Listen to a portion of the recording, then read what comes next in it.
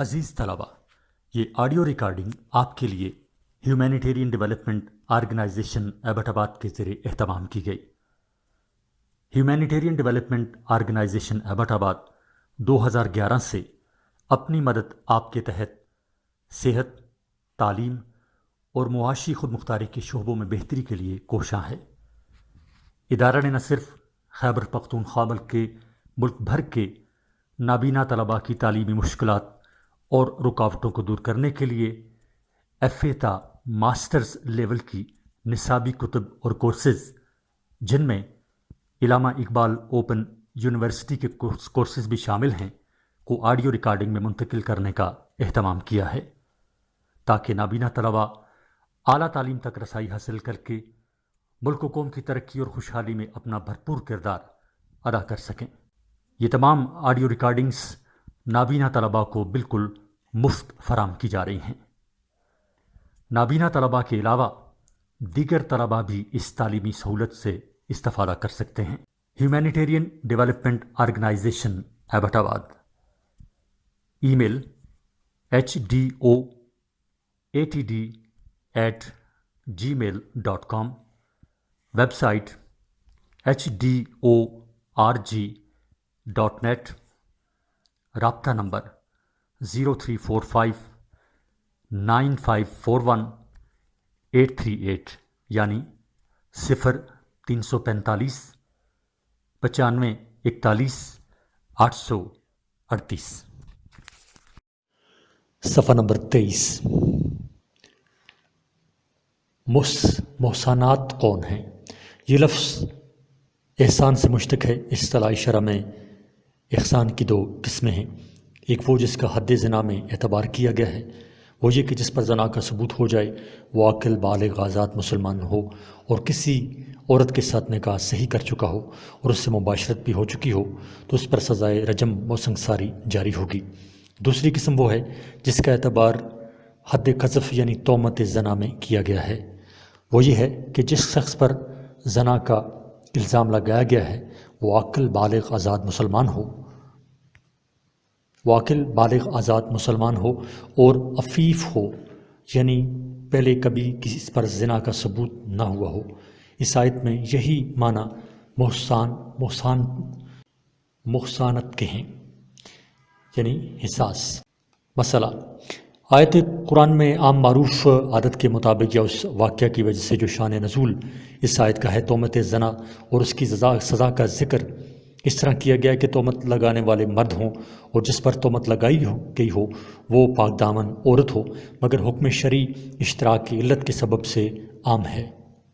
کوئی عورت دوسری عورت پر یا کسی مرد پر یا مرد کسی دوسرے مرد پر تہمت زنا لگائے اور ثبوت شرعی موجود نہ ہو تو یہ سب بھی اسی سزائے شرعی کے مستحق ہوں گے۔ تو مسئلہ: یہ حد شرعی جو تہمت زنا پر ذکر کی گئی ہے صرف اسی تہمت کے ساتھ مخصوص ہے۔ کسی دوسرے جرم کی تہمت کسی شخص پر لگائی جائے تو یہ حد شرعی اس پر جاری نہیں ہوگی۔ ہاں، تعزیری سزا حاکم کی ثوابدید کے مطابق ہر جرم کی تہمت پر دی جا سکتی ہے۔ الفاظ قرآن میں اگرچہ صراحتاً اس حد کا تہمت زنا کے ساتھ مخصوص ہونا ذکر نہیں، مگر 4 گواہوں کی شہادت کا ذکر اس خصوصیت کی دلیل ہے، کیونکہ 4 گواہ کی شرط ثبوت زنا ہی کے لیے مخصوص ہے، حساس و ہدایہ۔ نمبر 3۔ مسئلہ: حد قذف میں چونکہ حق العبد یعنی جس پر تہمت لگائی گئی ہے اس کا حق بھی شامل ہے، اس لیے یہ حد جبھی جاری کی جائے گی جب مقذوف یعنی جس پر تہمت لگائی گئی ہو وہ حد جاری کرنے کا مطالبہ بھی کرے، ورنہ حد ساقط ہو جائے گی۔ ہدایہ: بخلاف حد زنا کے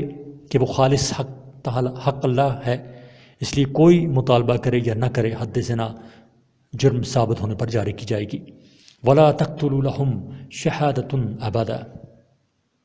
یعنی جس شخص پر زنا کی جھوٹی تہمت لگانے کا جرم ثابت ہو جائے اور مقذوف کے مطالبہ سے اس پر حد قذف جاری ہو جائے تو اس کی ایک سزا تو فوری ہو گئی کہ 80 کوڑے لگائے گئے، دوسری سزا ہمیشہ کے لیے جاری رہے گی۔ وہ یہ کہ اس کی شہادت کسی معاملے میں قبول نہ کی جائے گی جب تک یہ شخص اللہ تعالیٰ کے سامنے ندامت کے ساتھ اللہ تعالیٰ کے سامنے ندامت کے ساتھ توبہ نہ کرے، اور مکذوف یعنی جس شخص پر تہمت لگائی گئی، یہ شخص سے معافی حاصل کر کے توبہ کی تکمیل نہ کرے، اس وقت تک تو باجماع امت اس کی شہادت کسی بھی صفحہ نمبر 24 کسی بھی معاملہ میں مقبول نہ ہوگی، اور اگر توبہ کر لے تب بھی احناف کے نزدیک اس کی شہادت قبول نہیں ہوتی، ہاں گناہ معاف ہو جاتا ہے،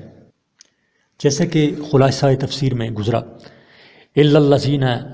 تابوا من بعد ذلك واصلحوا فان اللہ غفور الرحیم، یعنی وہ لوگ جن پر تہمت زنا کی حد شرعی جاری کی گئی ہے، اگر وہ توبہ کر لیں اور اپنی حالت درست کر لیں کہ آئندہ اس طرح کے اقدام کا اس سے خطرہ نہ رہے، اور جس پر تہمت لگائی تھی اس سے بھی معاف کرا لیں، تو اللہ تعالیٰ مغفرت کرنے والا اور رحم کرنے والا ہے۔ یہ استثناء الا الذین تابوا کا امام اعظم ابو حنیفہ رحمۃ اللہ علیہ اور بعض دوسرے ائمہ کے نزدیک آیت سابقہ کے صرف آخری جملے کی طرف راجع ہے، یعنی وَأُولَئِكَ هُمُ الْفَاسِقُونَ، تو مطلب اس استثناء کا یہ ہے کہ جس پر حد قذف جاری ہوئی ہے وہ فاسق ہے، لیکن اگر وہ صدق دل سے توبہ کرے اور اپنی حالت کی اصلاح بھی مکذوف سے معافی لے کر کرے تو پھر وہ فاسق نہیں رہے گا، اور آخرت کی سزا اس سے معاف ہو جائے گی۔ اس کا نتیجہ یہ ہے کہ دنیا میں جو اس پر 2 سزاؤں کا ذکر اس آیت کے شروع میں ہے، یعنی 80 کوڑے لگانا اور مردود الشہادت کر دینا، یہ سزائیں توبہ کے باوجود اپنی جگہ رہیں گی، کیونکہ ان میں ایک بڑی سزا کوڑے لگانے کی تو وہ جاری ہو ہی چکی ہے، دوسری سزا بھی چونکہ اسی حد شرعی کا جزو ہے، اور یہ سب کے نزدیک ایک مسلم ہے کہ توبہ سے حد شرعی معاف نہیں ہوتی، اگرچہ آخرت کا عذاب گناہ معاف ہو کر ٹل جاتا ہے۔ تو جب مردود الشہادت ہونا بھی حد شرعی کا جزو ہے تو وہ توبہ سے معاف نہ ہوگا۔ امام شافعی رحمۃ اللہ علیہ اور بعض دوسرے ائمہ نے استثناء مذکور کو آیت سابقہ کے سب جملوں کی طرف راجع کیا ہے، جس کا مطلب یہ ہوگا کہ توبہ کر لینے سے جیسے کہ وہ فاسق نہیں رہا، اس لیے مردود الشہادت بھی نہیں رہے گا۔ حساس اور مظہری میں دونوں طرف کے دلائل اور جوابات کی تفصیل مذکور ہے، اہل علم وہاں دیکھ سکتے ہیں، واللہ عالم۔ سوال نمبر 4، درج ذیل قرآنی آیات کا ترجمہ و تفسیر کیجیے، اور یہ سوال آیا ہے جی سالانہ امتحانات 2009 اور 2014 میں۔ والذین یرمون ازواجہم ولم یکن لہم شہداء الا انفسہم فشہادۃ احدہم اربع شہادۃ باللہ انہ لمن الصادقین والخامسۃ ان لعنۃ اللہ علیہ ان کان من القاذبین ویدرأ عنها العذاب ان تشہد اربع شہادۃ باللہ انہ لمن القاذبین والخامسۃ ان غضب اللہ علیہ ان کان من الصادقین ولولا فضل اللہ علیکم ورحمتہ وان اللہ تواب حکیم۔ جواب و ترجمہ اس کا یہ ہے، اور جو لوگ عیب لگائیں اپنی جوڑوں کو یعنی اپنی بیویوں کو اور شاہد نہ ہوں، ان کے پاس گواہ نہ ہوں سوائے ان کی جان کے، تو ایسے شخص کی گواہی کی یہ صورت ہے کہ 4 بار گواہی دے۔ صفحہ نمبر 25۔ اللہ کی قسم کھا کر کے مقرر وہ شخص سچا ہے، اور 5ویں بار یہ کہ اللہ کی پھٹکار ہو شخص پر اگر وہ جھوٹا اور عورت سے ٹل جائے گی ماریوں کہ وہ گواہی دے 4 گواہی اللہ کی قسم کھا کر کہ مقرر وہ شخص جھوٹا ہے، اور 5ویں یہ کہ اللہ کا غضب اس عورت پر اگر وہ شخص سچا ہے، اور اگر نہ ہوتا اللہ کا فضل تمہارے اوپر اور اس کی رحمت، اور یہ کہ اللہ معاف کرنے والا ہے، حکمت جاننے والا تو کیا کچھ نہ ہوتا۔ خلاصہ تفسیر، اور جو لوگ اپنی بیویوں کو زنا کی تہمت لگائے اور ان کے پاس بجز اپنے ہی دعوے کے اور کوئی گواہ نہ ہو، جو عدد میں 4 ہونے ضروری ہیں، تو ان کی شہادت جو کہ دافع حبس یا حد قذف ہو یہی ہے کہ 4 مرتبہ اللہ کی قسم کھا کر یہ کہہ دے کہ بے شک میں سچا ہوں، اور 5ویں مرتبہ یہ کہے کہ مجھ پر خدا کی لعنت ہو اگر میں جھوٹا ہوں، اور اس کے بعد اس عورت سے سزا یعنی حبس سے یا حد زنا اس طرح ٹل سکتی ہے کہ وہ 4 مرتبہ قسم کھا کر کہے کہ بے شک یہ مرد جھوٹا ہے، اور 5ویں بار یہ کہے کہ مجھ پر خدا کا غضب ہو اگر یہ مرد سچا ہو۔ اس طریقے سے دونوں میاں بیوی سزائے دنیاوی سے بچ سکتے ہیں، البتہ وہ عورت اس مرد پر حرام ہو جائے گی۔ اور اگر یہ بات نہ ہوتی کہ تم پر اللہ تعالیٰ کا فضل اور اس کا کرم ہے کہ ایسے ایسے احکام مقرر کیے جس میں انسان کے فطری جذبات کی پوری رعایت ہے، اور یہ کہ اللہ تعالیٰ توبہ قبول کرنے والا، حکمت والا ہے، تو تم بڑی مضرتوں میں پڑ جاتے، یعنی بہت سارے نقصانوں میں پڑ جاتے، جن کا بیان آگے آتا ہے۔ معروف و مسائل۔ زنا کے متعلقات میں چوتھا حکم لیان کا ہے۔ لیان اور ملعنت کے معنی ایک دوسرے پر لعنت اور غضب الہی کی بد دعا کرنے کے ہیں۔ اصطلاحی شرع میں میاں اور بیوی دونوں کی چند خاص قسمیں دینے کو لیان کہا جاتا ہے، جس کی صورت یہ ہے کہ جب کوئی شوہر اپنی بیوی پر زنا کا الزام لگا دے یا اپنے بچے کو کہے کہ یہ میرے نطفہ سے نہیں ہے، اور یہ عورت جس پر الزام لگایا گیا ہے اس کو جھوٹا بتلا دے اور اس کا مطالبہ کرے کہ مجھ پر جھوٹی تہمت لگائی ہے، اس لیے شوہرت پر تہمت زنا کی سزا 80 کوڑے جاری کی جائے، تو اس وقت شوہر سے مطالبہ کیا جائے گا کہ الزام زنا پر 4 گواہ پیش کرے۔ اگر اس نے گواہ پیش کر دیے یعنی عورت پر حد زنا لگائی جائے گی، اور اگر 4 گواہ نہ لا سکا تو وہ ان دونوں میں لیان کرایا جائے گا، یعنی اول مرد سے کہا جائے گا۔ صفحہ نمبر 26۔ اول مرد سے یہ کہا جائے گا کہ وہ 4 مرتبہ ان الفاظ سے جو قرآن میں مذکور ہیں یہ شہادت دے کہ میں اس الزام میں سچا، اور 5ویں مرتبہ یہ ہے کہ اگر میں جھوٹ بولتا ہوں تو مجھ پر اللہ کی لعنت ہو۔ اگر شوہر ان الفاظ کے کہنے سے رکے تو اس کو قید کر دیا جائے گا کہ یا تو اپنے جھوٹے ہونے کا اقرار کرو یا مذکورہ الفاظ کے ساتھ 5 مرتبہ قسمیں کھاؤ، اور جب تک وہ ان دونوں میں سے کوئی کام نہ کرے اس کو قید رکھا جائے گا۔ اگر اس نے اپنے جھوٹے ہونے کا اقرار کر لیا تو اس پر حد قذف یعنی تہمت زنا کی شرعی سزا جاری ہوگی، اور اگر الفاظ مذکورہ کے ساتھ 5 مرتبہ قسمیں کھا لیں تو پھر اس کے بعد عورت سے ان الفاظ میں 5 قسمیں لی جائیں گی جو قرآن میں عورت کے لیے مذکور ہیں۔ اگر وہ قسم کھانے سے انکار کرے تو اس کو اس وقت تک قید رکھا جائے گا جب تک کہ وہ یا تو شوہر کی تصدیق کرے اور اپنے جرم زنا کا اقرار کرے تو اس پر حد زنا جاری کر دی جائے، اور یا پھر الفاظ مذکورہ کے ساتھ 5 قسمیں کھائے۔ اگر وہ الفاظ مذکورہ سے قسمیں کھانے پر راضی ہو جائے اور قسمیں کھا لے تو اب لحان پورا ہو گیا، جس کے نتیجہ میں دنیا کی سزا سے تو دونوں بچ گئے، آخرت کا معاملہ اللہ تعالیٰ کو معلوم ہی ہے کہ ان میں سے کون جھوٹا ہے، جھوٹے کو آخرت میں سزا ملے گی۔ لیکن دنیا میں بھی جب 2 میاں بیوی میں لحان کا معاملہ ہو گیا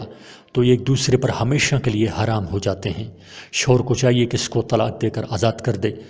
اگر وہ طلاق نہ دے تو حاکم ان دونوں میں تفریق کر سکتا ہے جو بحکم طلاق ہوگی۔ بہرحال اب ان دونوں کا آپس میں دوبارہ کبھی بھی نکاح نہیں ہو سکتا۔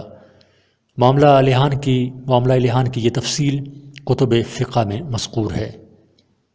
لحان کا قانون شریعت اسلام میں شوہر کے جذبات و نفسیات کی رعایت کی بنا پر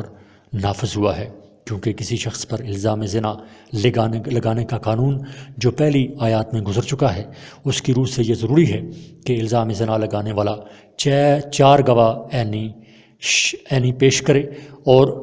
اگر یہ نہ کر سکے تو الٹی اسی پر تہمت زنا کی حد جاری کی جائے گی۔ عام آدمی کے لیے تو یہ ممکن ہے کہ جب 4 گواہ میسر نہ ہو تو وہ الزام زنا لگانے سے خاموش رہے تاکہ تہمت زنا کی سزا سے محفوظ رہ سکے، لیکن شوہر کے لیے یہ معاملہ بہت سنگین ہے۔ جب اس نے اپنی آنکھ سے دیکھ لیا اور گواہ موجود نہیں، اگر وہ بولے تو تہمت زنا کی سزا پائے، اور نہ بولے تو ساری عمر خون کے گھونٹ پیتا رہے اور اس کی زندگی وبال بھر ہو جائے۔ اس لیے شوہر کے معاملہ کو عام قانون سے الگ کر کے اس کا مستقل قانون بنا دیا گیا۔ اس سے یہ بھی معلوم ہو گیا کہ لحان صرف میاں بیوی کے معاملے میں ہو سکتا ہے، دوسروں کا حکم وہی ہے جو پہلی آیات میں گزر چکا ہے۔ کتب حدیث میں اس جگہ 2 واقعے ذکر کیے گئے ہیں، ان میں سے آیات لحان کا شان نزول کون سا واقعہ ہے، اس میں ائمہ تفسیر کے اقوال مختلف ہیں۔ قرطبی نے آیات کا نزول مقرر مان کر دونوں کو شان نزول قرار دیا ہے۔ حافظ ابن حجر شارح بخاری صفحہ نمبر 27 اور نودی شارح مسلم نے دونوں میں تطبیق دے کر ایک ہی نزول میں دونوں کو شان نزول آیات لحان کا قرار دیا ہے۔ ان کی توجیہ زیادہ صاف ہے جو آگے آ جائے گی۔ ایک واقعہ حلال بن امیہ اور ان کی بیوی کا ہے جو صحیح بخاری میں بروایت ابن عباس رضی اللہ تعالیٰ عنہ مذکور ہے، اور اس واقعہ کا ابتدائی حصہ حضرت ابن عباس رضی اللہ تعالیٰ عنہ ہی کے روایت سے مسند احمد میں اس طرح آیا ہے۔ حضرت ابن عباس رضی اللہ تعالیٰ عنہ فرماتے ہیں کہ جب قرآن کریم میں حد قذف کے احکام کی آیات نازل ہوئیں، یعنی والذین یرمون المحصنات ثم لم یاتوا بأربعۃ شہداء فجلدوہم 80 جلدہ، جس میں کسی عورت پر زنا کا الزام لگانے والے مرد پر لازم کیا گیا ہے کہ یا تو اس الزام پر 4 گواہ پیش کرے جن میں ایک جو خود ہوگا، اور جو ایسا نہ کر سکے تو اس کو جھوٹا قرار دے کر اسی پر 80 کوڑوں کی حد اور ہمیشہ کے لیے مردود الشہادت، یعنی یہ کبھی بھی شہادت نہیں دے سکے گا کسی معاملے میں، یہ سزا اس کی جاری کی جائے گی۔ یہ آیات سن کر انصار مدینہ کے سردار حضرت سعد بن عبادہ رضی اللہ تعالیٰ عنہ نے رسول اللہ صلی اللہ علیہ وآلہ وسلم سے عرض کیا، یا رسول اللہ، کیا یہ آیات اسی طرح نازل ہوئی ہیں؟ رسول اللہ صلی اللہ علیہ وآلہ وسلم کو سعد بن عبادہ رضی اللہ تعالیٰ عنہ کی زبان سے ایسی بات سن کر بڑا تعجب ہوا۔ آپ صلی اللہ علیہ وآلہ وسلم نے حضرات انصار کو خطاب کر کے فرمایا کہ آپ سن رہے ہیں کہ آپ کے سردار کیا بات کر رہے ہیں؟ لوگوں نے عرض کیا، یا رسول اللہ، آپ ان کو ملامت نہ فرمائیں، ان کے اس کلام کی وجہ ان کی شدت غیرت ہے۔ پھر سعد بن عبادہ رضی اللہ تعالیٰ عنہ نے خود عرض کیا، یا رسول اللہ، میرے باپ اور ماں آپ پر قربان، میں پوری طرح جانتا ہوں کہ یہ آیات حق ہیں اور اللہ تعالیٰ کی طرف سے نازل ہوئی ہیں، لیکن مجھے اس بات پر تعجب ہے کہ اگر میں بے حیا بیوی کو اس حال میں دیکھوں کہ غیر مرد اس پر چڑھا ہوا ہے تو کیا میرے لیے یہ جائز نہیں ہوگا کہ میں اس کو وہاں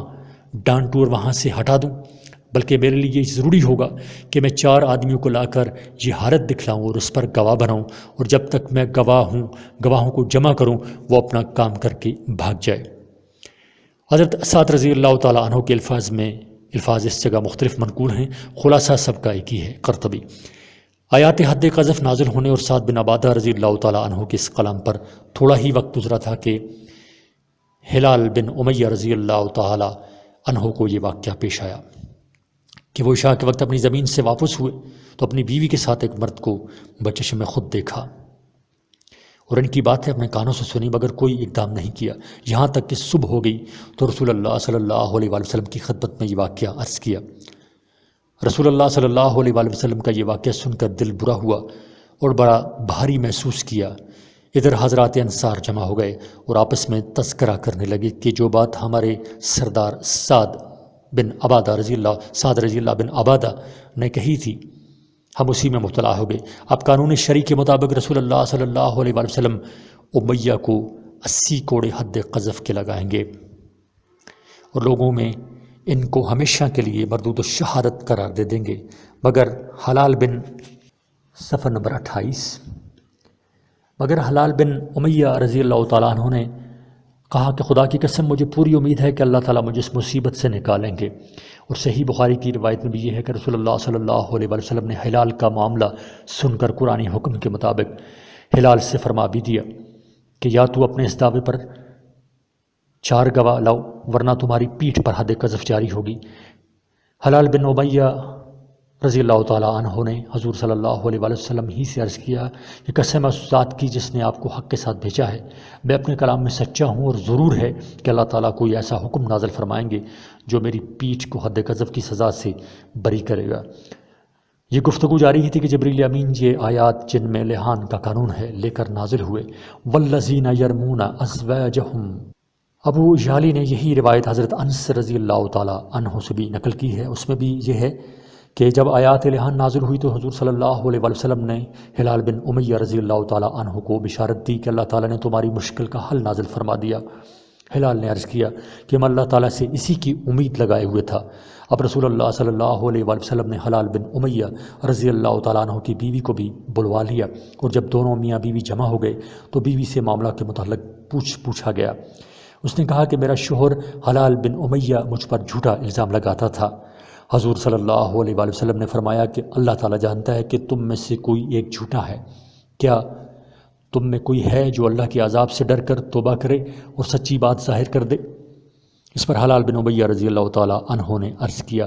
میرے ماں باپ آپ پر قربان ہو، میں نے بالکل سچ بات کہی ہے اور جو کچھ کہا ہے حق کہا ہے۔ تب رسول اللہ صلی اللہ علیہ وآلہ وسلم نے حکم دیا کہ نازل شدہ آیات قرآن کے مطابق دونوں میاں بیوی سے لیان کرایا جائے۔ پہلے حضرت ہلال سے کہا گیا کہ تم 4 مرتبہ ان الفاظ سے شہادت دو جو قرآن میں مذکور ہیں، یعنی میں اللہ کو حاضر ناظر سمجھ کر کہتا ہوں کہ میں اپنے الزام میں سچا ہوں۔ ہلال رضی اللہ تعالیٰ عنہ نے اس کے مطابق 4 مرتبہ اس کی شہادت دی۔ جب 5ویں شہادت کا نمبر آیا جس کے الفاظ قرآنی یہ ہیں کہ اگر میں جھوٹ بولتا ہوں تو مجھ پر اللہ کی لعنت ہو، اس وقت حضور صلی اللہ علیہ وآلہ وسلم نے تاکید کے طور پر ہلال بن امیہ رضی اللہ تعالیٰ عنہ سے فرمایا کہ دیکھو ہلال، خدا سے ڈرو کیونکہ دنیا کی سزا آخرت کے عذاب سے ہلکی ہے اور اللہ کا عذاب لوگوں کی دی ہوئی سزا سے کہیں زیادہ سخت ہے۔ اور یہ 5ویں شہادت آخری شہادت ہے، اسی پر فیصلہ ہونا ہے۔ مگر ہلال بن امیہ رضی اللہ تعالیٰ عنہ نے عرض کیا کہ میں بقسم کہہ سکتا ہوں کہ اللہ تعالیٰ مجھے اس شہادت پر آخرت کا عذاب نہیں دیں گے، اور پھر یہ 5ویں شہادت کے الفاظ ادا کر دیے۔ اس کے بعد آپ نے ہلال کی بیوی سے اسی طرح کی 4 شہادات یا 4 قسمیں لی۔ اس نے بھی ہر دفعہ میں قرآنی الفاظ کے مطابق یہ شہادت دی کہ میرا شوہر جھوٹا ہے۔ جب 5ویں شہادت کا نمبر آیا تو رسول اللہ صلی اللہ علیہ وآلہ وسلم نے فرمایا ذرا ٹھہرو، پھر اس عورت سے فرمایا کہ خدا سے ڈرو کہ یہ 5ویں شہادت آخری بات ہے۔ صفحہ نمبر 29۔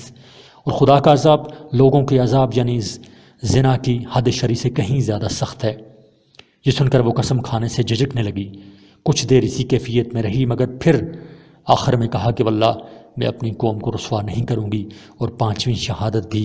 ان لفظوں کے ساتھ ادا کر دی کہ اگر میرا شوہر سچا ہے تو مجھ پر خدا کا غضب ہو۔ یہ لعان کی کارروائی مکمل ہو گئی تو رسول اللہ صلی اللہ علیہ وآلہ وسلم نے ان دونوں میاں بیوی میں تفریق کر دی، یعنی ان کا نکاح توڑ دیا، اور یہ فیصلہ فرمایا کہ اس حمل سے جو بچہ پیدا ہو وہ اس عورت کا بچہ کہلائے گا، باپ کی طرف منسوب نہیں کیا جائے گا، مگر بچے کو مطعون بھی نہ کیا جائے گا، یعنی اس کو طعنہ نہ دیا جائے گا۔ انتہا۔ تفسیر مزریبہ حوالہ مسند احمد ان ابن عباس رضی اللہ تعالیٰ عنہ۔ دوسرا واقعہ بھی صحیح بخاری و مسلم میں مذکور ہے، واقعہ کی تفصیل امام بغوی نے بروایت ابن عباس رضی اللہ تعالیٰ عنہ اس طرح نقل فرمائی ہے کہ زنا کی تہمت لگانے والے پر حد قذف جاری کرنے کے احکام جن آیات میں نازل ہوئے، یعنی والذین یرمون المحصنات، تو رسول اللہ صلی اللہ علیہ وآلہ وسلم نے ممبر پر کھڑے ہو کر یہ آیات لوگوں کو سنائیں۔ جمعہ میں عاصم بن عدی انصاری بھی موجود تھے، مجمع میں عاصم بن عدی انصاری رضی اللہ تعالیٰ عنہ بھی موجود تھے۔ یہ کھڑے ہو گئے اور عرض کیا یا رسول اللہ، میری جان آپ پر قربان، اگر ہم میں سے کوئی شخص اپنی عورت کو کسی مرد کے ساتھ مبتلا دیکھے تو اگر وہ اپنے دیکھے ہوئے واقعوں کو بیان کرے تو اس کو 100 کوڑے لگائے جائیں گے اور ہمیشہ کے لیے مردود و شہادت کر دیا جائے گا، اور مسلمان اس کو فاسق کہا کریں گے۔ ایسی حالت میں ہم گواہ کہاں سے لائیں گے؟ اور اگر گواہ کی تلاش میں نکلیں گے تو گواہ آنے تک وہ اپنا کام کر کے بھاگ چکا ہوگا۔ یہ وہی سوال تھا جو پہلے واقعہ میں حضرت سعد بن عبادہ رضی اللہ تعالیٰ عنہ نے کیا تھا، اس دوسرے واقعہ میں عاصم بن عدی رضی اللہ تعالیٰ عنہ نے کیا۔ یہ سوال ایک جمعہ کے دن کیا گیا تھا۔ اس کے بعد یہ قصہ پیش آیا کہ عاصم بن عدی رضی اللہ تعالیٰ عنہ کا ایک چچا زاد بھائی عویمر تھا، جس کا نکاح بھی عاصم بن عدی کی چچا زاد بہن خولہ سے ہوا تھا، خولہ رضی اللہ تعالیٰ عنہ سے ہوا تھا۔ عویمر رضی اللہ تعالیٰ عنہ نے ایک روز دیکھا کہ ان کی بیوی خولہ شریک بن سہمہ کے ساتھ مبتلا ہے،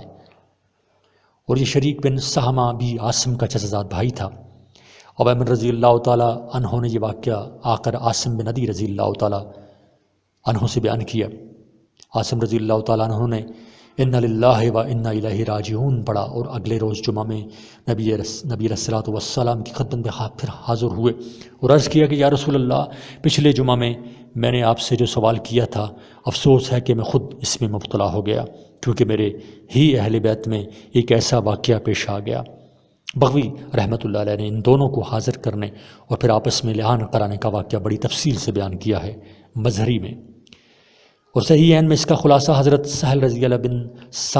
سعدی کی روایت سے یہ مذکور ہے کہ عویمر اجلانی رضی اللہ تعالیٰ عنہ نے رسول اللہ صلی اللہ علیہ وآلہ وسلم سے عرض کیا کہ یا رسول اللہ، اگر کوئی شخص اپنی بیوی کے صفحہ نمبر 30۔ اگر کوئی شخص اپنی بیوی کے ساتھ کسی غیر مرد کو دیکھے تو کیا وہ اس کا قتل کر دے، جس کے نتیجہ میں لوگ اس کو قتل کریں گے، یا پھر وہ کیا کرے؟ رسول اللہ صلی اللہ علیہ وآلہ وسلم نے فرمایا کہ اللہ تعالیٰ نے تمہارے اور تمہاری بیوی کے معاملے میں حکم نازل فرما دیا ہے، جاؤ بیوی کو لے کر آؤ۔ حضرت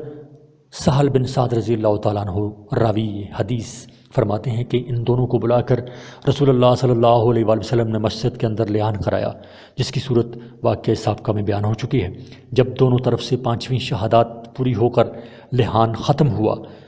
تو عویمر اجلانی رضی اللہ تعالیٰ عنہ نے کہا، یا رسول اللہ صلی اللہ علیہ وآلہ وسلم، اگر میں اب اس کو بیوی بنا کر رکھوں تو گویا میں نے اس پر جھوٹا الزام لگایا ہے، اس لیے میں اسے 3 طلاق دیتا ہوں۔ مظہری بہاولہ صحیحین۔ ان دونوں واقعوں میں سے ہر ایک میں یہ مذکور ہے کہ آیات لحان اس کے بارے میں نازل ہوئی ہیں۔ حافظ ابن حجر اور شیخ الاسلام نووی رحمۃ اللہ علیہ نے دونوں میں تطبیق کی یہ صورت بیان کی ہے کہ ایسا معلوم ہوتا ہے کہ واقعہ ہلال بن امیہ رضی اللہ تعالیٰ عنہ کا تھا،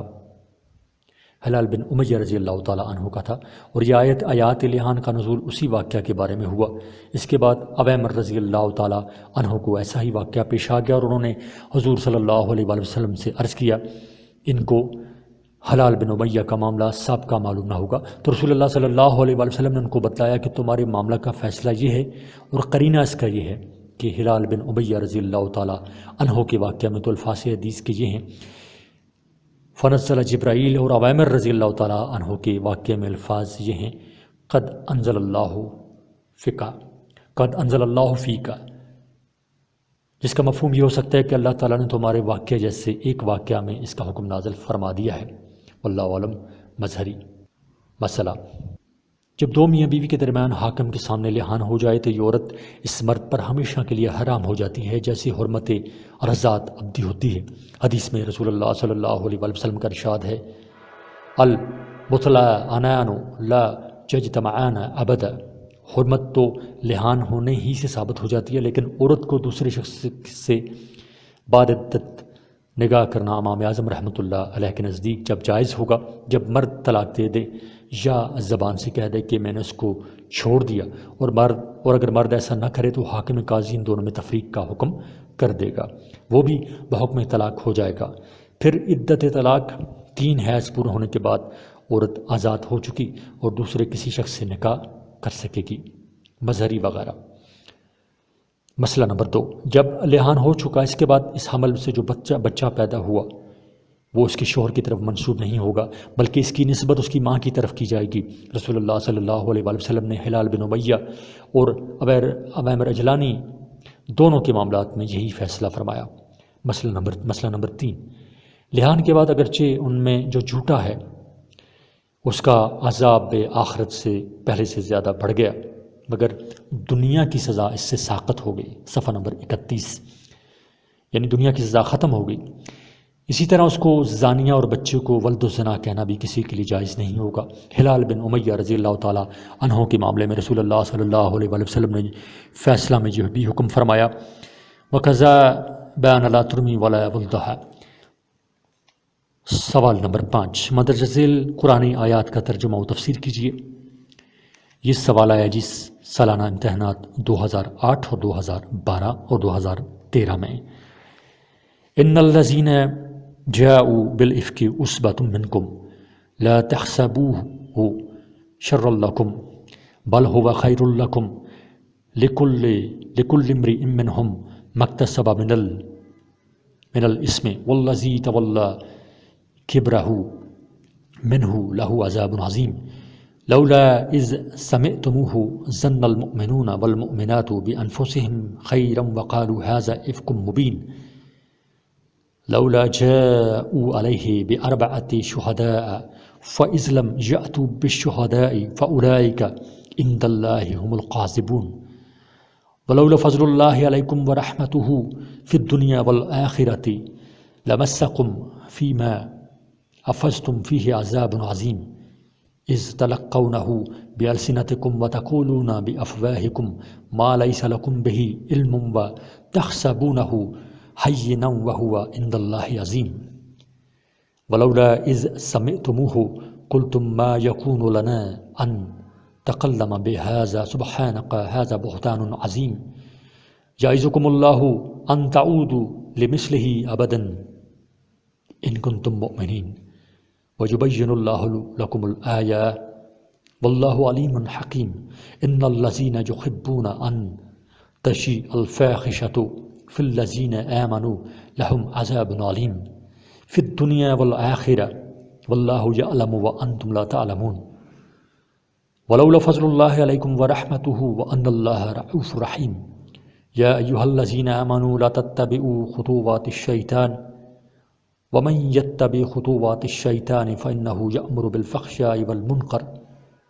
ولولا فضل الله عليكم ورحمته ما زكى منكم من أحد أبدا ولكن الله يزكى من يشاء والله سميع عليم ولا يأتل أولو الفضل منكم والسعة أن يؤتوا أولي القربى والمساكين والمهاجرين في سبيل الله وليعفوا وليصفحوا ولا تحبون أن يغفر الله لكم والله غفور رحيم إن الذين يرمون المحصنات الغافلات المؤمنات لعنوا في الدنيا والآخرة ولهم عذاب عظيم يوم تشهد عليهم ألسنتهم وأيديهم وأرجلهم بما كانوا يعملون يومئذ يوفيهم الله دينهم الحق ويعلمون أن الله هو الحق المبين الخبيثات للخبيثين والخبيثون للخبيثات والطيبات للطيبين والطيبون للطيبات أولئك مبرؤون مما يقولون لهم مغفرة ورزق کریم۔ یہ آیات کریمہ ہیں جی، یہ آیات ہیں، اور اس کا اب ہم ترجمہ دیکھتے ہیں۔ ان الذین جاءوا بالافک عصبۃ منکم لا تحسبوه شر لکم بل هو خیر لکم لکل امرئ منهم ما اکتسب من الاثم والذی تولى کبرہ منهم له عذاب عظیم۔ یعنی ترجمہ، جو لوگ لائے ہیں یہ طوفان تم میں ایک جماعت ہیں، تم اس کو نہ سمجھو برا اپنے حق میں، بلکہ یہ بہتر ہے تمہارے حق میں۔ ہر آدمی کے لیے ان میں سے وہ ہے جتنا اس نے گناہ کمایا، اور جس نے اٹھایا اس کا بڑا بوجھ، اس کے واسطے بڑا عذاب ہے۔ لولا اذ سمعتموه ظن المؤمنون والمؤمنات بانفسهم خیرا وقالوا هذا افق مبین۔ کیوں نہ جب تم نے اس کو سنا تھا خیال کیا ہوتا ایمان والے مردوں ایمان والی عورتوں نے اپنے لوگوں پر بھلا خیال، اور کہا ہوتا یہ سری طوفان ہے۔ لولا جاءوا علیہ باربعۃ شہداء فاذ لم یأتوا بالشہداء فاولئک عند اللہ هم الکاذبون۔ کیوں نہ لائے وہ اس بات پر جب 4 شاہد، پھر جب لائے شاہد تو وہ لوگ اللہ کے یہاں وہی ہیں جھوٹے۔ ولولا فضل اللہ علیکم ورحمتہ فی الدنیا والآخرہ لمسکم فیما افضتم فیہ عذاب عظیم۔ یعنی اور اگر نہ ہوتا اللہ کا فضل تم پر اور اس کی رحمت دنیا اور آخرت میں، تو تم پر پڑتی اس چرچا کرنے میں کوئی آفت بڑی۔ اور آگے ہے اذ تلقونہ بألسنتکم وتقولون بأفواہکم ما لیس لکم بہ علم وتحسبونہ ہینا وہو عند اللہ العظیم۔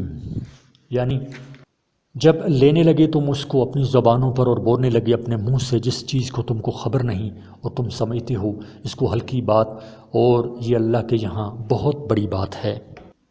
اور یہ اللہ کے یہاں بہت بڑی ہے۔ اور اس سے آگے یعظکم اللہ ان تعودوا لمثلہ ابدا ان کنتم مؤمنین۔ یعنی اور کیوں نہ جب تم نے اس کو سنا تھا کہا ہوتا ہم کو نہیں لائق کے منہ پر لائیں یہ بات، اللہ تو پاک ہے، یہ تو بڑا بہتان ہے۔ یعظکم اللہ ان تعودوا لمثلہ ابدا ان کنتم مؤمنین ویبین اللہ لکم الآیہ واللہ علیم حکیم۔ اور اللہ تم کو سمجھاتا ہے کہ پھر نہ کرو ایسا کام بھی اگر تم ایمان رکھتے ہو، اور کھولتا ہے اللہ تمہارے واسطے پتے کی باتیں، اور اللہ جانتا ہے حکمت والا ہے۔ ان الذین یحبون ان تشیع الفاحشۃ فی الذین آمنوا لهم عذاب علیم فی الدنیا والآخرہ واللہ یعلم وانتم لا تعلمون، یعنی جو لوگ چاہتے ہیں کہ چرچا ہو بدکاری کا ایمان والوں میں، ان کے لیے عذاب ہے دردناک دنیا اور آخرت میں، اور اللہ جانتا ہے اور تم نہیں جانتے۔ وَلَوْلَا فَضْلُ اللَّهِ عَلَيْكُمْ وَرَحْمَتُهُ وَأَنَّ اللَّهَ رَءُوفٌ رَحِيمٌ، یعنی اور اگر نہ ہوتا اللہ کا فضل تم پر اور اس کی رحمت اور یہ کہ اللہ نرمی کرنے والا مہربان ہے تو کیا کچھ نہ ہوتا۔ یا ایھا الذین آمنوا لا تتبعوا خطوات الشیطان ومن یتبع خطوات الشیطان فإنه یأمر بالفحشاء والمنکر ولولا فضل اللہ علیکم ورحمتہ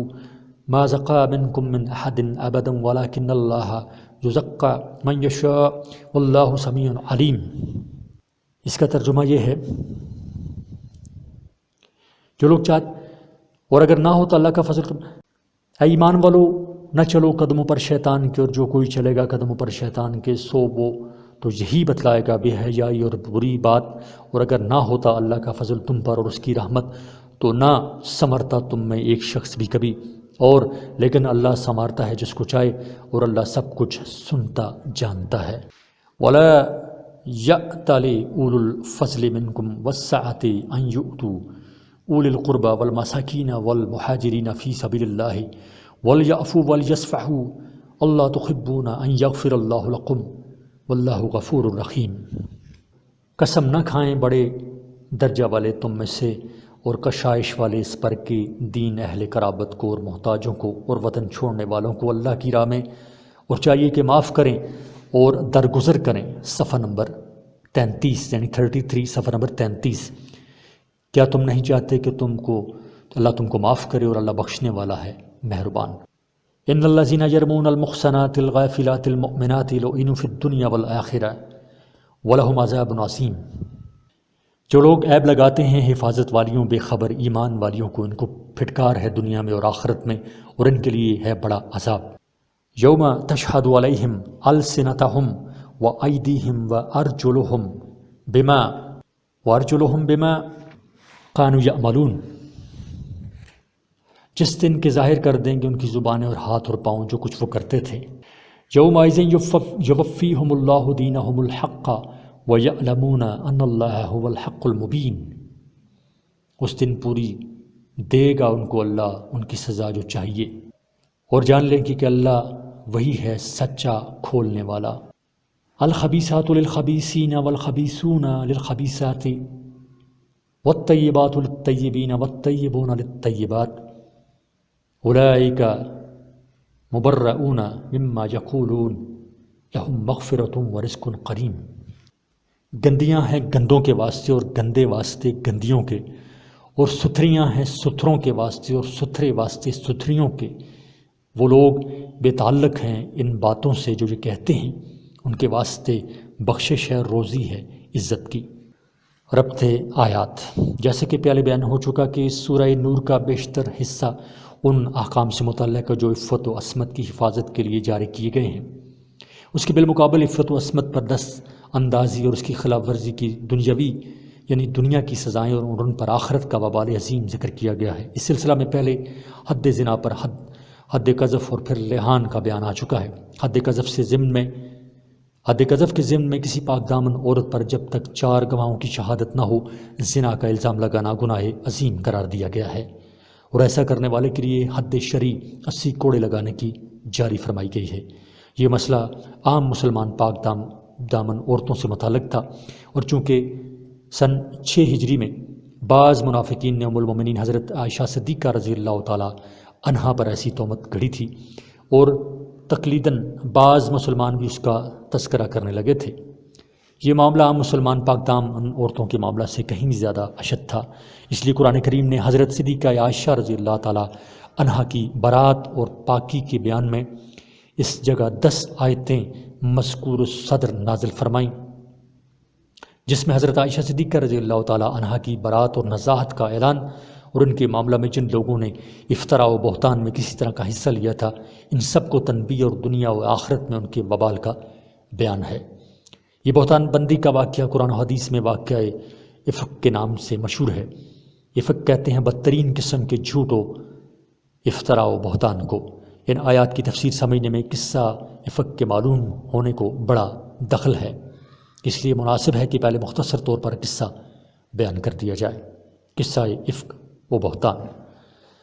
صحیحین اور دوسری کتب حدیث میں یہ واقعہ غیر معمولی طویل تفصیل کے ساتھ ذکر کیا گیا ہے۔ اس کا مختصر بیان یہ ہے کہ جب رسول اللہ صلی اللہ علیہ وآلہ وسلم غزوہ بنی المستلق میں، جس کو غزوہ مریسی بھی کہا جاتا ہے، صفحہ نمبر 34، 6 ہجری میں تشریف لے گئے تو امہات المومنین میں سے حضرت صدیقہ عائشہ رضی اللہ تعالی عنہ ساتھ تھیں۔ حضرت عائشہ رضی اللہ تعالی عنہ کا اونٹ، جس پر ان کا ہودج یعنی پردہ دار شغدف ہوتا تھا، اور چونکہ اس وقت احکام پردہ کے نازل ہو چکے تھے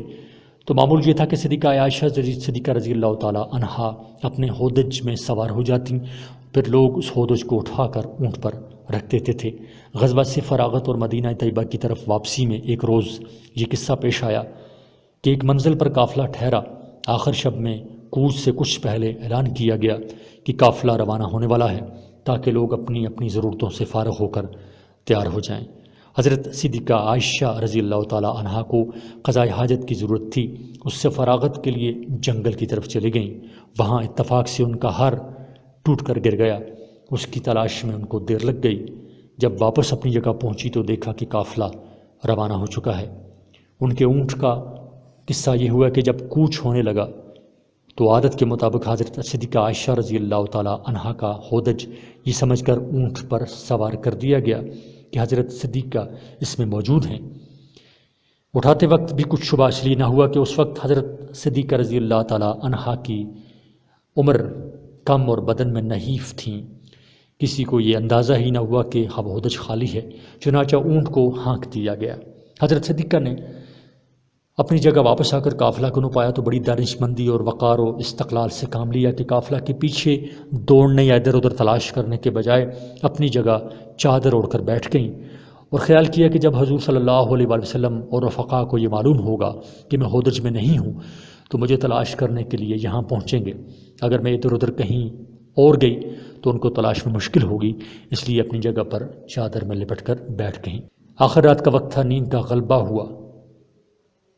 وہیں لیٹ کر آنکھ لگ گئی۔ دوسری طرف قدرت نے سامان کیا کہ حضرت صفوان بن معطل صحابی رضی اللہ تعالی عنہ، جن کو حضور صلی اللہ علیہ وآلہ وسلم نے اسی خدمت کے لیے مقرر کیا ہوا تھا کہ وہ قافلہ کے پیچھے رہیں اور قافلہ روانہ ہونے کے بعد گری پڑی کوئی چیز رہ گئی ہو تو اس کو اٹھا کر محفوظ کر لیں۔ وہ صبح کے وقت اس جگہ پہنچے، ابھی روشنی پوری نہ تھی، اتنا دیکھا کہ کوئی آدمی پڑا سو رہا ہے۔ قریب آئے تو حضرت صدیقہ عائشہ صدیقہ رضی اللہ تعالیٰ عنہا کو پہچان لیا، کیونکہ انہوں نے پردہ سے کے احکام نازل ہونے سے پہلے ان کو دیکھا تھا۔ پہچاننے کے بعد انتہائی افسوس کے ساتھ ان کی زبان سے ان للہ و انا الیہ راجعون نکلا۔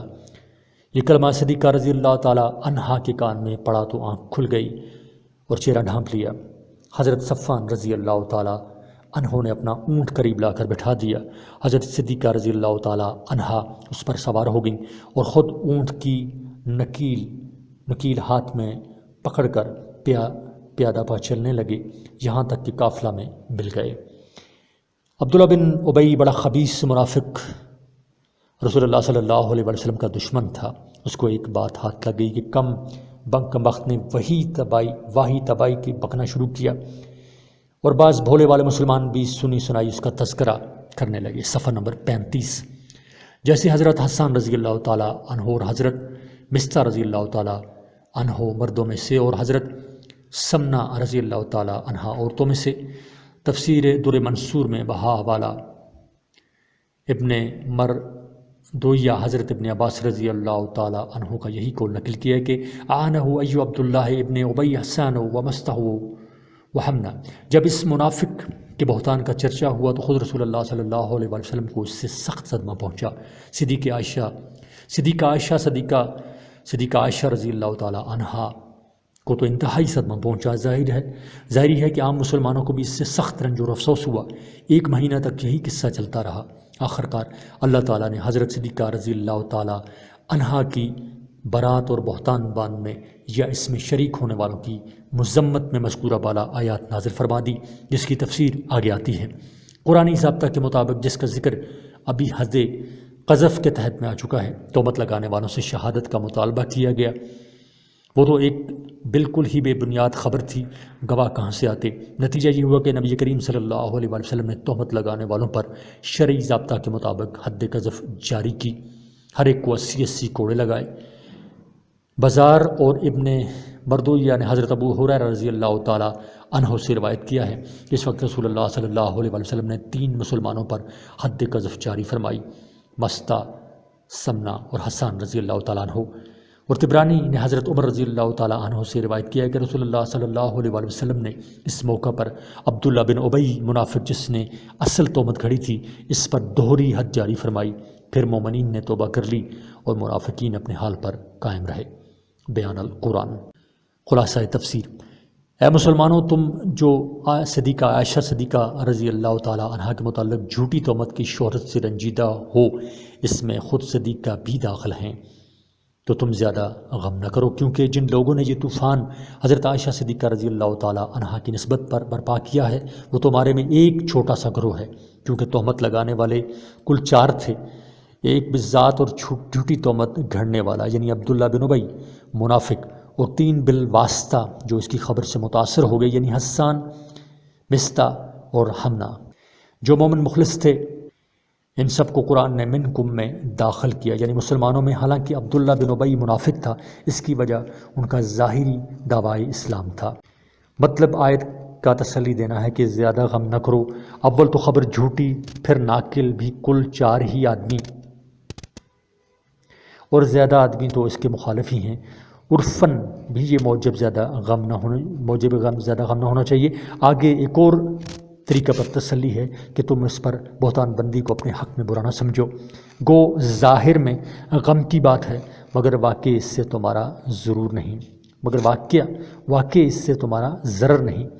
بلکہ یہ باعتبار انجام کے تمہارے حق میں بہتر ہے، کیونکہ اس غم صفحہ نمبر 36، کیونکہ اس غم سے تم کو صبر کا ثواب ملا، تمہارے درجے بڑھے۔ خصوصاً متہم حضرات کی برات کے لیے نص قطعی آئی، اور آئندہ بھی مسلمانوں کے حق میں خیر ہے کہ ایسی مصیبت زدہ اس واقعے سے تسلی حاصل کیا کریں گے۔ پس تمہارا تو کوئی ضرر نہ ہوا، البتہ ان چرچا کرنے والوں کا ضرر ہوا کہ ان میں سے ہر شخص کو جتنا کسی نے کچھ کیا تھا گناہ ہوا، مثلاً زبان سے کہنے والوں کو زیادہ گناہ، اور سن کر خاموش رہ جانے والوں کو یا دل میں بدگمانی کرنے والوں کو اس سے موافق گناہ ہوا۔ اور ان میں جس نے اس بہتان میں سب سے بڑا حصہ لیا کہ اس کو اختراع کیا، مراد اس سے عبداللہ بن ابی منافق ہے، اس کو سب سے بڑھ کر سخت سزا ہوگی۔ مراد اس سے جہنم ہے، جس کا استحقاق پہلے سے بوجہ کفر و نفاق و عداوت رسول کے بھی تھا، اب اور زیادہ سزا کا مستحق ہو گیا۔ یہ تو غمزدوں کے ضرر کی نفی اور بہتان باندھنے والوں کے ضرر کا اثبات تھا۔ آگے ان میں جو مومنین تھے ان کو ناصحانہ ملامت ہے،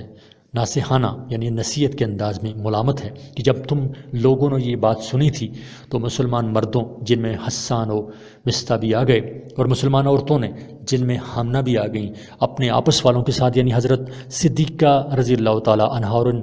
صحابی کے ساتھ دل سے گمان نیک کیوں نہ کیا، زبان سے یہ کیوں نہ کہا کہ یہ سری جھوٹ ہے، جیسا کہ در منصور میں ابو ایوب رضی اللہ تعالیٰ عنہ اور ان کی زوجہ کا یہی قول مروی ہے۔ اس میں بہتان باندھنے والوں کے ساتھ وہ بھی شامل ہیں جو سن کر خاموش رہے یا شک میں پڑ گئے، ان سب پر بھی ملامت ہے، جن میں عام مومنین و مومنات بھی داخل ہو گئے۔ آگے اس تہمت کو رد کرنے اور نیک کو مان کر رکھنے کے وجوب کی وجہ ارشاد ہے کہ یہ بہتان لگانے والے لوگ اس اپنے قول پر 4 گواہ کیوں نہ لائے، جو کہ اثبات زنا کے لیے شرط ہے۔ سو جس حالت میں یہ لوگ گواہ موافق قاعدہ کے نہیں لائے تو بس اللہ کے نزدیک جو قانون ہے اس کے اعتبار سے یہ جھوٹے ہیں۔ آگے بہتان لگانے والوں میں جو مومن تھے ان پر بھی رحمت کا ذکر ہے، اور اگر اے احسان و مستہ و ہمنا تم پر اللہ تعالیٰ کا فضل و کرم نہ ہوتا تو دنیا میں بھی کہ توبہ کی مہلت دی اور آخرت میں بھی توبہ کی توفیق دی، اور اس کو قبول بھی کر لیا۔ اگر یہ نہ ہوتا تو جس شغل میں تم پڑے تھے اس میں تم پر سخت عذاب واقع ہوتا، جیسے عبداللہ بن ابی کو بوجہ عدم توبہ کے ہوگا۔ گو اس وقت مہلت دنیا میں اس کو بھی کو اس وقت مہلت دنیا میں اس کو بھی دے دی گئی، مگر مجموعہ دارین میں رحمت نہیں ہے۔ اور اس سے معلوم ہو گیا کہ صحابی مقبول توبہ اور پاک ہو کر آخرت میں مرحوم ہیں۔ اور علیکم میں خطاب مومنین کو ہونے کا قرینہ اولاً اوپر کی آیت میں یہ ارشاد ہے، ظن المؤمنون ثانیہ فی الآخرہ، فرمانا کہ منافق تو آخرت میں جہنم کے درک افضل یعنی نچلے طبقہ کا مستحق ہے، وہ یقیناً مرحوم فی الآخرہ نہیں ہو سکتا۔ ثالثاً آگے یعظکم لولا فضل اللہ علیکم میں طبرانی نے ابن عباس رضی اللہ تعالی عنہ کا قول نقل کیا، صفحہ نمبر 37، یرید و مستع و حمنا و حسانہ،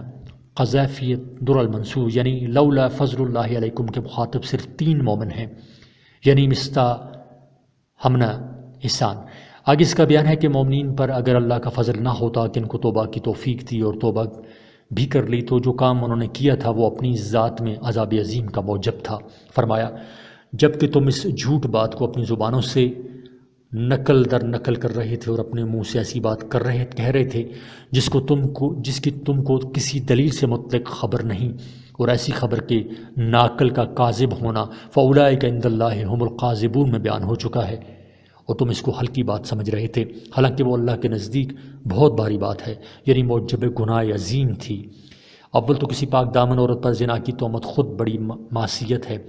پھر وہ بھی کون ازواج محترات میں سے کہ ان پر تہمت لگانا جناب رسول مقبول صلی اللہ علیہ وسلم کی ایذا کا سبب بنا۔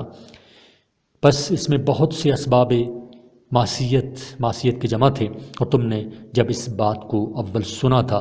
تو یوں کیوں نہ کہا کہ ہم کو زیبا نہیں کہ ایسی بات منہ سے بھی نکالیں، معاذ اللہ یہ تو بہت بڑا بہتان ہے، جیسا کہ بعض صحابہ نے اسی طرح کہا تھا، جیسا کہ سعد بن معاذ و زید بن حارثہ ابی ایوب سے اسی طرح کا قول منقول ہے، اور زائد کی نفی نہیں ہے، ممکن ہے اور بہتوں نے کہا ہو، مطلب یہ کہ قاذفین اور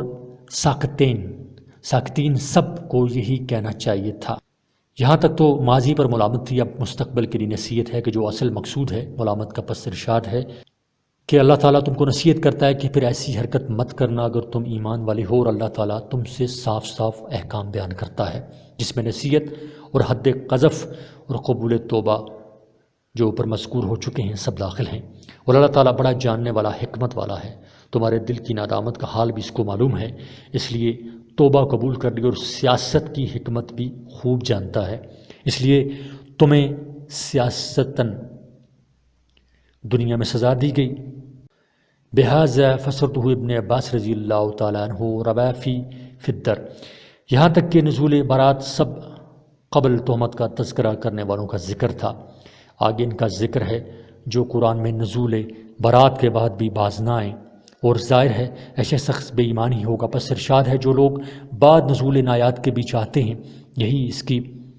کوشش عملی کرتے ہیں، یعنی اس کی عملی کوشش کرتے ہیں کہ بے حیائی کی بات کو مسلمانوں میں چرچا ہو، یعنی یہ خبر شائع ہو کہ ان مسلمانوں بے حیائی کی بات ہے، ان مسلمانوں میں بے حیائی کی بات ہے، حاصل مطلب یہ کہ جو لوگ ان حضرات مقدسین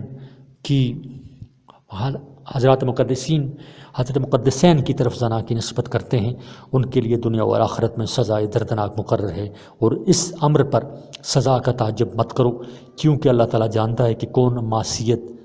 کس درجہ کی ہے، کون سی معصیت یعنی کون سا گناہ کس درجہ کا ہے، اور تم اس کی حقیقت پوری نہیں جانتے۔ صفحہ نمبر 38 یعنی 38، روائے فی الدر ابن عباس رضی اللہ تعالیٰ عنہ۔ آگے ان لوگوں کو خطاب ہے جنہوں نے توبہ کر لی اور اس پر آخرت کے عذاب عظیم سے محفوظ ہو گئے،